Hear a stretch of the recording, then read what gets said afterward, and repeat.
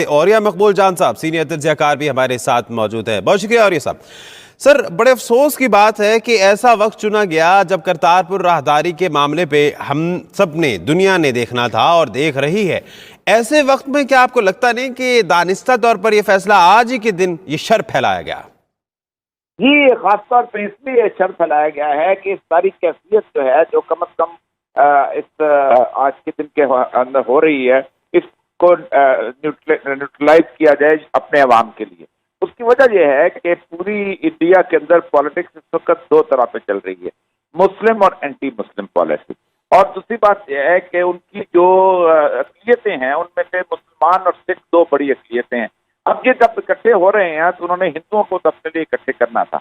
मैंने ये पूरे का पूरी रिपोर्ट पढ़ी हुई है। मैं वहाँ आर्कियोलॉजी के दफ्तर गया था, डीजी आर्कियोलॉजी और बाकी लोगों के साथ 48 लोग हैं, उनसे मेरी गुफ्तगू भी हुई थी। तो वो कहते ये थे कि यहाँ पर हमें किसी तौर पर राम मंदिर का कोई निशान नहीं मिला, किसी तौर पर भी। तो इसका मतलब ये है कि उनकी ये फैसला आना नहीं था। सबसे बड़ी बात ये थी कि मुसलमानों ने खुद इससे दस्तबरदारी का ऐलान कर दिया था कि हम यहाँ ना रहें। होना तो ये चाहिए था कि यहाँ कोई और चीज बन जाती, मंदिर ना बनता। जहाँ पर उनको चाहिए था कि बाबरी मस्जिद की जगह उनको कोई लाइब्रेरी बन जाती अगर उन्होंने दस्तबरदारी करती थी, और दोनों को अलग-अलग जगह दे सकते। लेकिन सुप्रीम कोर्ट जो है भारत की, वो इस वक्त मुकम्मल तौर पर खौफजदा है।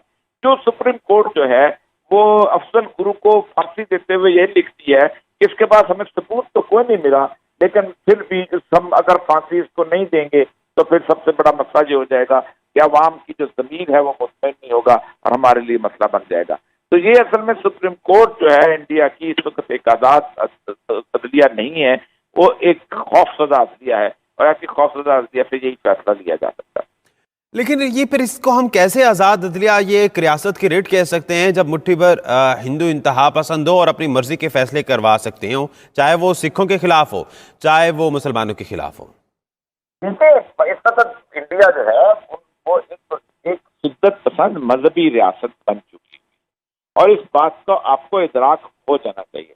और जो फलसफा है उसके मुताबिक वो सेकुलर रियासत नहीं रह गई, और वो एक ऐसी रियासत है तो जो समझती है कि इस खत्ते के अंदर, जिसे इंडिया कहते हैं, जैसे भारत कहते हैं, इसमें सिर्फ हिंदुओं को रहने का और उनको नेशनल होने का हक हासिल है। और इस वक्त पूरी की पूरी जो कैंपेन चली हुई है वो अक़लियत के खिलाफ चली हुई है। 25 करोड़ मुसलमानों की नेशनैलिटीज तक वो खत्म करना चाहते हैं।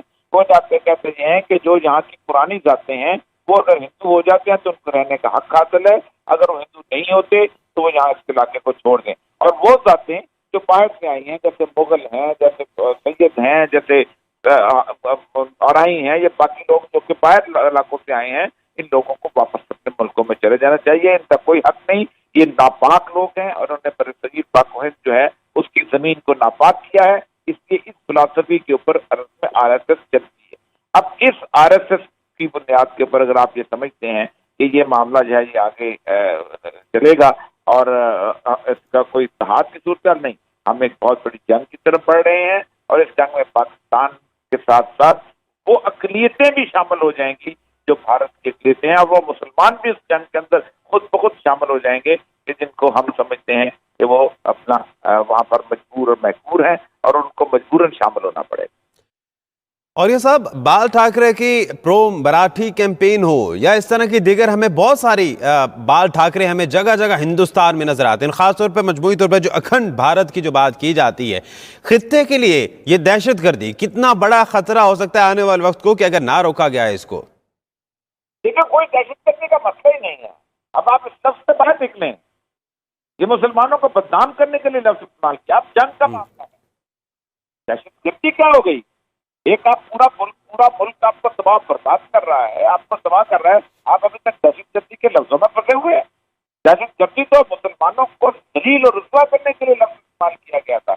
आपके 40 लाख लोगों की नेशनलिटी कैसे कर दिया था आपके अंदर? कश्मीर के अंदर 79 आज अभी तक किसी का उसमें दहशतगर्दी, कोई दहशतगर्दी की बात नहीं, जंग की बात है सिर्फ और सिर्फ। और दुनिया के अंदर जो नहीं रहना तो ठीक है, 25 करोड़ मुसलमान है, जैसे रोहिंग्या थे वैसे वो घूमेंगे। उन्होंने रोहिंग्या का एक्सपेरिमेंट करके देखिए, उन्होंने पता है कि ये मुसलमान जो है इनमें अंदर कोई बच्चा नहीं, मुसलमानों का हमने दहशत करके गिरा दिया हुआ। खत्म है ये बात। दुनिया में कोई दहशतगर्द नहीं होता। होता जो अपनी आजादी के लिए लड़ रहा होता है। अगर दहशतगर्दी का लफ्ज में चिगवेरा का इस्तेमाल करो, जो पैदा हुआ था निकरागा में, आके लड़ा था बोलीविया में, और वहां से लड़ा था वहां, वो दुनिया के हिस्सों में जाके लड़ता है, उसको तो कोई दहशतगर्दी करता, छात्र जाके लड़ता बिल्कुल। है। तो इसका मतलब यही है, और ये साहब के एक दोहरा म्यार जो है वो हमारी सोसाइटी में पैदा हो चुका है। और ये साहब, अभी आपने शायद ये गुफ्तगू सुनी होगी, जो मुसलमानों के वकील हैं उन्होंने एक बात की कि मस्जिद का कोई नेमो बदल नहीं है। जरा इसकी तशरीह कीजिएगा कि कितने एहसासात हैं जिसको समझ नहीं पाए।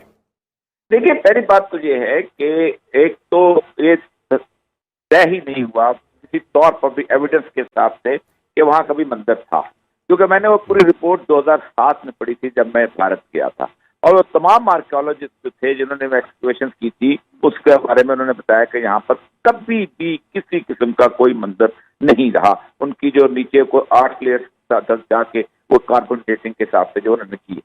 तो दूसरी बात ये थी कि इस जगह पर जो मस्जिद का है उसके बारे में इस्लाम का तसव्वुर ये है कि यहाँ पर जब एक दफा मस्जिद बन जाए तो फिर मस्जिद का कोई उसमें नेमल बदल नहीं हो सकता, उसको रिप्लेस नहीं किया सकता, अनलेस कि उस माशरे के अंदर वो लोग जो है वो बैठ के वो बात करें और वो ऐसी जगह पे बनाई जाए कि जो पब्लिक की इस्तेमाल, मसलन रास्ते पे मस्जिद बना दी जाए, उस पर मस्जिद नाजायज होती है।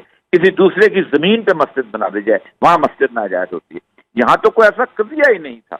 अब असल इस वक्त ये खड़ा हुआ है कि वो सुप्रीम कोर्ट एक आजादाना फैसला। तो इसका मतलब है, और ये साहब कि जब आप अपना भी तस्करा कर रहे थे 2007 में जब आप गए, तो उन्होंने भी इस बात को तस्लीम किया, उनके हिस्टोरियन या आर्कियोलॉजिस्ट ने, कि यहाँ पर कतई तौर पर कोई मंदिर नहीं था। बहुत शुक्रिया। फवाद चौधरी साहब हमारे साथ मौजूद हैं, वजीर साइंस एंड टेक्नोलॉजी। डॉक्टर साहब, मैं चाहूंगा कि उनसे कमेंट ले लेते हैं कि पॉलिटिकली इसके क्या असरात मुरत्तब हो सकते हैं।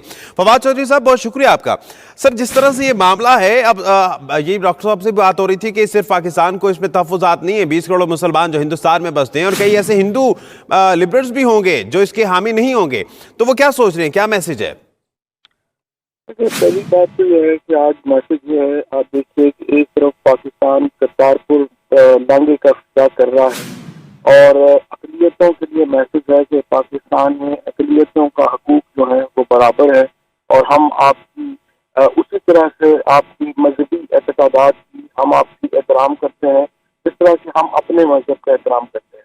इसी तरह से जो आज हिंदुस्तान में वर्डिक्ट आया है वो शो करता है कि हिंदुस्तान के अंदर अक़लियतों की कोई हैसियत नहीं है। आज जब सिखों का इतना बड़ा त्यौहार था, 550वां बर्थडे है, सालगिरह है गुरु नानक, जहाँ पे गुरु नानक जी का, वहाँ पर आकर के आपने जो किया एनिवर्सरी है गुरु नानक जी की, वहाँ पर आपने अक़लियतों के खिलाफ एक बहुत वर्डिक्ट दिया। आपने बताया कि हिंदुस्तान का कोई इदारा भी इस वक्त हिंदू एक्सट्रीमिज्म से नहीं बचा हुआ।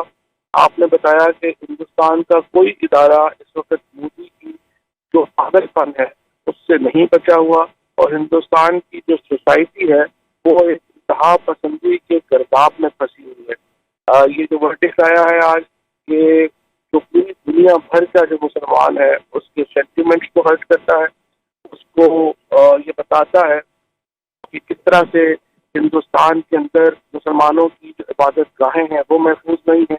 ये बताता है कि किस तरह से हिंदुस्तान के अंदर जो मुसलमान हैं उनको कुचला जा रहा है, और सिर्फ मुसलमान ही क्या, वहाँ मसीहों का भी यही हाल है, वहाँ पर सिखों का भी यही हाल है। तमाम अक़लियतें आज हिंदुस्तान में खुद तो गैर मौजूद। फवाद चौधरी साहब, आपने अपनी गुफ्तगू के आगाज में तस्करा किया करतारपुर राहदारी का भी। आज चूंकि इसका पहले तो ये बताया कि ये इत्तफाक है या जानबूझ के दानिस्ता तौर पर आज ही के दिन ये घाट लगाया गया है, जख्म लगाया गया है? दूसरा ये बताएगा, गुरदासपुर में कल वो हमने देखा कि पानी खड़ा हुआ है और इंतजामात बिल्कुल नहीं है। हमारे तो स्टेट ऑफ द आर्ट इंतजामात आप लोगों ने किए, मुबारकबाद के मुस्तहिक हैं। तो इसका मतलब है सिर्फ मुसलमान नहीं बल्कि सिखों के मामले में भी नॉन सीरियस हैं वो लोग।